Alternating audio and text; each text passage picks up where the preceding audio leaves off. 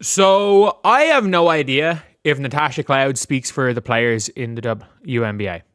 I actually have no idea whether or not she does. And if Natasha Cloud does in fact speak for the players as a collective, what are we even doing? Why are we having negotiations? Just liquidate the league right now.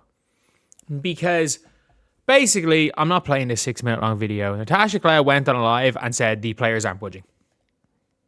The only thing I will say though, is that I don't know if she speaks for the players, because her words of "we the players are good because we have unrivaled" when 40 of the 200 players have unrivals is a bit of a crazy statement. Is a bit of a crazy statement, to be honest. So, look, I don't know if she speaks for the players, but she essentially says on this live that the players aren't moving. That they don't care, that every single time they see league valuations go up, the players need to get paid more. And I'm like, I actually don't even mind that, like, thinking like that. I actually don't. At the end of the day, if you're a player and try to get paid as much as possible, but anything's greater than zero. That is also just my opinion. And I think we all kind of know that the WNBA is not going to exist if this season doesn't happen. Like, if the season's delayed, whatever. Like, there's not going to be a 2027 season if the 2026 season doesn't happen. Because there are enough people that have put money into the WNBA that would rather cut their losses. They would rather cut their losses right now than work off the potential guaranteed losses for till the end of time. And it's an easy way to get out of it. Like, a lockout is a very easy way. Because, again, there are a lot of people that have money in the WNBA that have been trying to get out of it. That have been just trying to end the league. And it's an easy thing. Because a big reason is, again, the players or the owners realize that if the league doesn't keep going the way it's growing, which there's always a chance for anyone being like, what about when Juju comes in? But, like, people didn't watch USC games last year. Like Iowa are third in viewership. Fucking Tennessee are second. Iowa State are top, and Audie Crooks is probably not going to be a WNBA player. Like, in the grand scheme of things, those fan bases that are going to follow individuals, like UConn fans don't necessarily follow players to WNBA because there's too many. Like, you can't support all 12 teams. It's very different than Iowa fans looking at the WNBA, where you're looking at Meg Gustafson, but not really, but it's mostly Caitlin Clark. But there's Meg, there's Kate Martin, who you can occasionally follow because they're bit part players of the teams, but it's really Caitlin Clark. If you're fans of certain colleges, you can come over, but if you're Notre Dame, there's too many teams. It's different when Arike and Marina are both in Dallas. And was Skylar in Dallas at that stage? I'm not sure if Skylar was still in Dallas at that stage. But it's one of those things where it's like, she's basically talking about how the players aren't budging.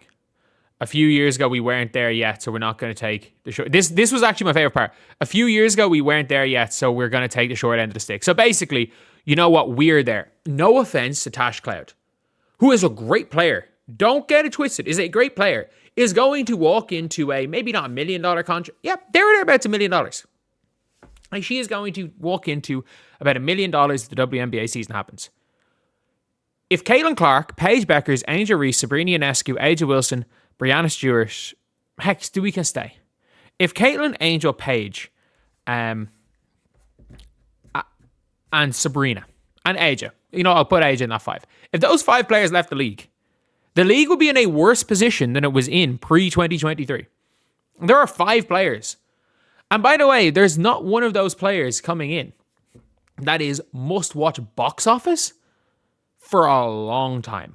And look, Paige Bueckers is the most skilled guard there is right now.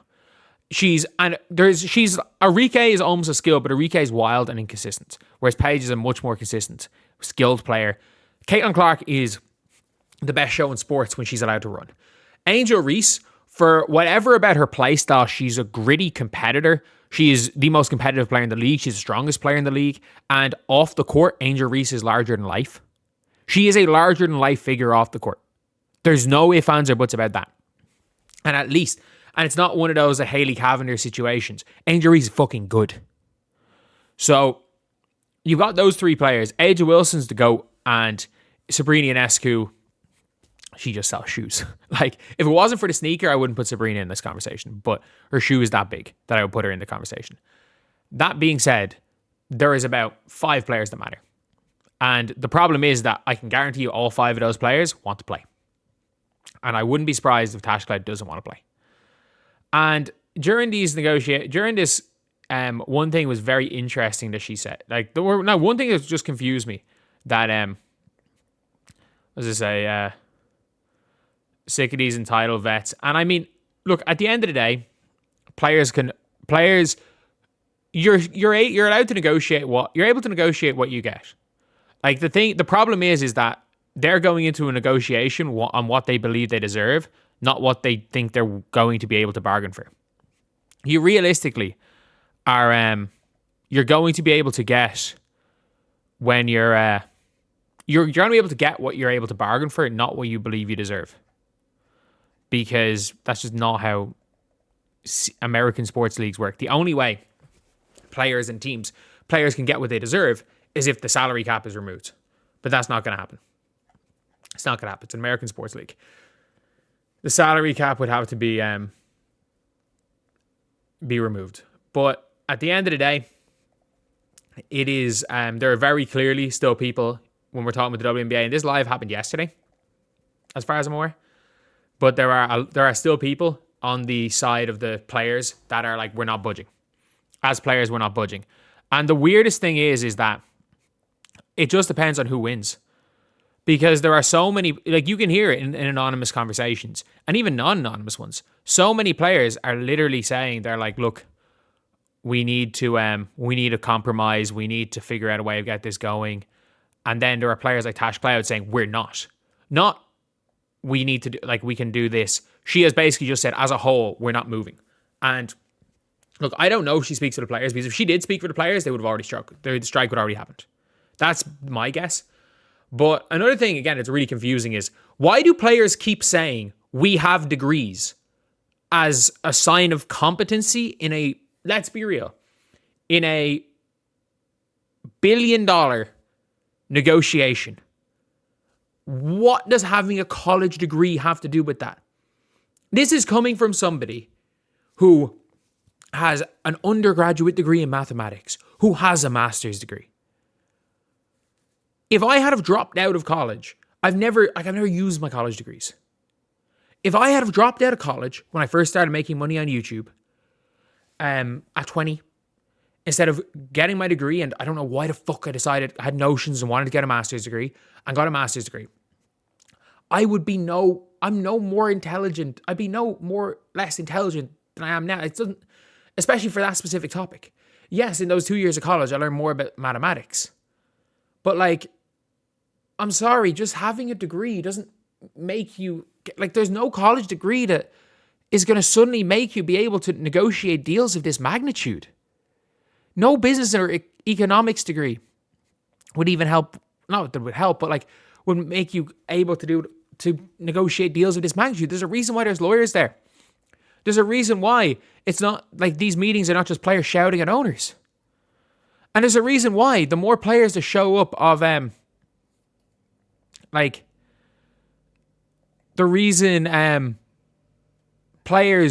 time more players show up at meetings, the less productive they are, is because just let the PA do the job, let the lawyers do the job, and come out with the best deal possible. Because you've got players on one side being like, look, we need to play. Some of them are like, we need the money. We need the money. And there's others being like, we're not backing down no matter what. We're good. We have unrivaled. Like, she said that. We're good. We have unrivaled. No, they don't. She has unrivaled. She's probably fine. But then, at the same time, like, I don't know. But at the end of the day, burning down the league is the worst, is short-term the single worst thing that could happen to the league. To every one of these players. Because there is unlikely to ever be a women's sports league that has the momentum that the WNBA had over the last couple of years. And you could see it in Adam Silver's, in just the way he was talking. With NBA Europe happening, I mean this when I say this. The NBA aren't really going to get involved in this. People are like, oh, the NBA needs to like keep this so that they're controlling basketball. The NBA don't give that much of a fuck. They have NBA Europe coming. They don't care that much. They will let this league burn.